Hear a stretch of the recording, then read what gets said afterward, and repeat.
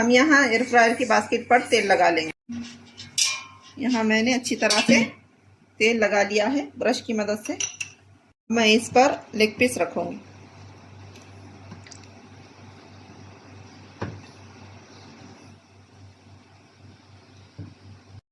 इस तरह से मैंने लेग पीस रख ली है। अब हम इसको इस बास्केट को एयर फ्रायर में लगा देंगे। अब हम इसको 180 पर फ्राई करेंगे 15 मिनट के लिए। मैंने यहाँ बटन ऑन कर लिया है। हम 15 मिनट के बाद मिलेंगे। हमारा चिकन पकते हुए 15 मिनट हो गए हैं। अब मैं इसको खोल कर देखूँगी। माशाल्लाह कितना प्यारा कलर आया है। अब मैं इस पर थोड़ा तेल लगाकर इसकी साइड चेंज कर दूँगी।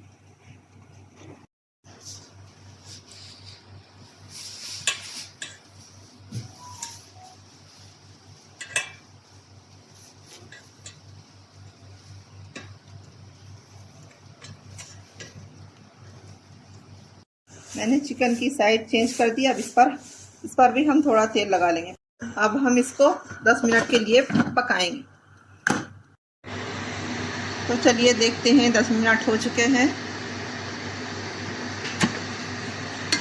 माशाल्लाह माशाल्लाह हमारा चिकन कितनी अच्छी तरह से पक चुका है। अगर मेरी ये रेसिपी पसंद आई है तो मेरे चैनल को लाइक शेयर सब्सक्राइब ज़रूर कीजिए।